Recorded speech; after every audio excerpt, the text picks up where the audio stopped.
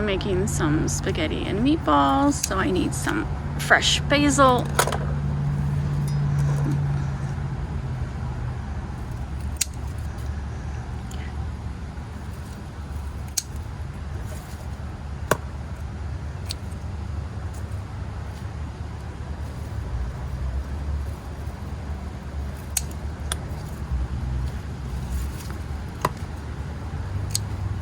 Good thing about basil is it grows back very quickly. This should be, you know, one more. That should be enough. I am going to make Till Death Do Us Part spaghetti and meatballs from the unofficial Beetlejuice cookbook, and this recipe is inspired by Adam and Barbara Maitland, and I of course have made spaghetti lots and lots of times. Meatballs, I usually just grab a bag of frozen meatballs. I've never actually made the meatballs myself, so this is going to be new. So the ingredients is fresh basil, which I happen to have because I grow basil on my deck garden, 2 pieces of bread, beef, garlic, eggs, milk, olive oil, yellow onion, breadcrumbs, cheese. I think it called for a different type of cheese, but I'm using what I got. It said fresh parsley. I'm not buying it. I had the dried on hand, so I will use that. Salt, pepper, and then marinara sauce. Oh, and spaghetti. I make my own pasta sauce, so I will be using these 2 jars that I canned August 19th, 2021. So yay, using up what I canned from my pantry shelf. First things first, we get the sauce simmering on the stove. And as usual, I don't show the recipe because out of respect for the author, if you want the recipe, you buy her book. It's a lot different, like showing recipe. Like if I got the recipe from the internet that everyone has access to for free, then I would show the recipe. But since you actually have to buy the book to get this recipe, I'm not showing it, just common courtesy to the author. But it does look like a pretty basic spaghetti and meatball recipe. But for me, it's gonna be new because I've never made meatballs. This is all the meatball mixture, including sauteed onions and garlic and the bread softened with milk. So I'm gonna mix it all together. Oh my God, I let the onions cool down, but they're still pretty hot. This is the fun part, right?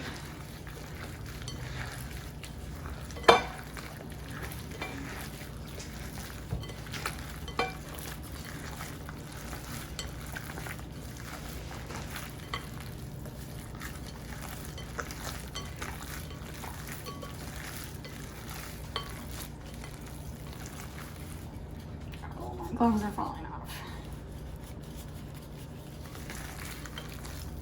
Gotta mix it up really good. And then it says golf ball sized meatballs. And that is the cats running around like crazy.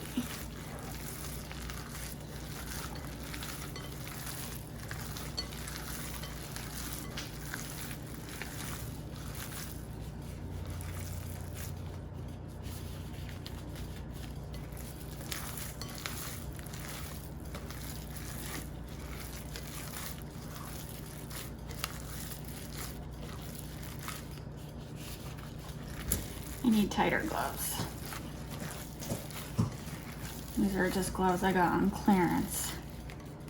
I think they were large. I need medium.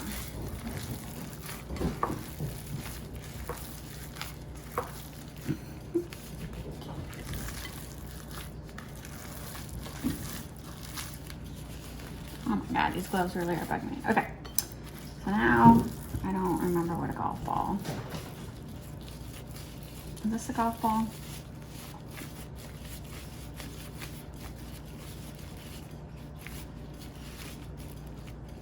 Is that a golf ball? We're gonna go with that as a golf ball. I probably should have diced the basil up a little smaller. It's hard to chop basil.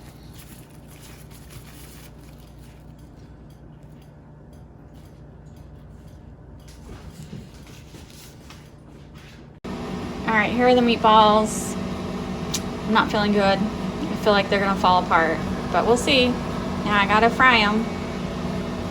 All right, so there are 13 meatballs, and it's just way too many meatballs for the sauce that I have.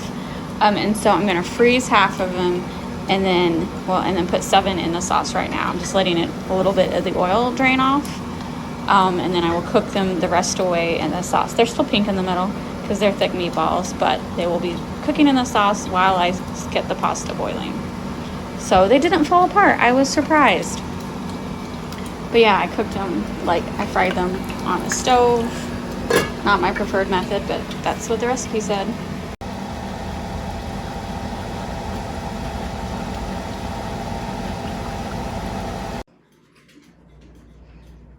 If you hear that chomping in the background, it is the cats because they wouldn't leave me alone.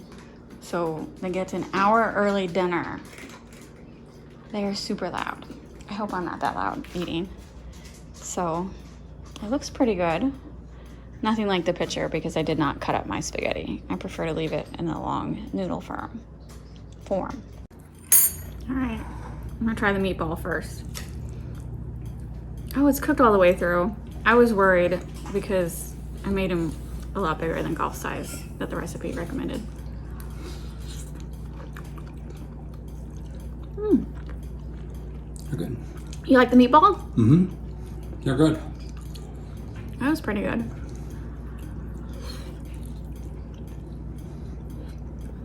Hot. Hot.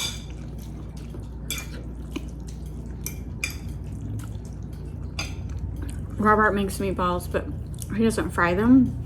He cooks them 30 minutes in the sauce. But I was going by the recipe.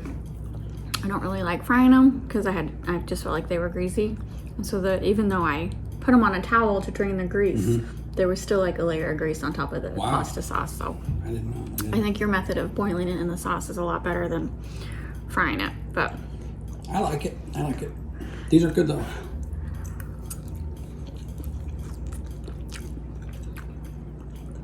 I can't complain about the pasta sauce because it is my own recipe. It's pretty good. So my first meatballs were a success. They didn't fall apart like I was worried. And like I mentioned earlier, this is just a basic spaghetti and meatball recipe, but nothing wrong with the basics. That's why everyone makes them, because they're good, even after like your mom. She'd make spaghetti and meatballs. Once a week. So once a week. So my dad liked it, so yeah. So it's a recipe that lasts through generations. I don't think we ever had spaghetti and meatballs. What we did growing up is my mom just like took the hamburger meat and you know, like how you make tacos, just ground it up like that. Right. And then add it to, so like a meat sauce. That's how we have spaghetti. My mom made a lot of meatballs. I remember when my 2 other brothers were living at home. And my dad and all of us would eat together. It was like my mom made, I don't know how many she made, but she made a lot of meatballs. A lot of meatballs. But it was pretty funny. I think back on that, she cooked a lot of food. I used 1 pound of beef, which the recipe actually called for 1.5, and it made 13 meatballs. And if I would have made them smaller, it probably would have been like 26 meatballs. So that was a lot of meatballs, and it's just the 2 of us. So it goes a long way. We're freezing the other half, and we'll have spaghetti next month. Good. It's a good recipe.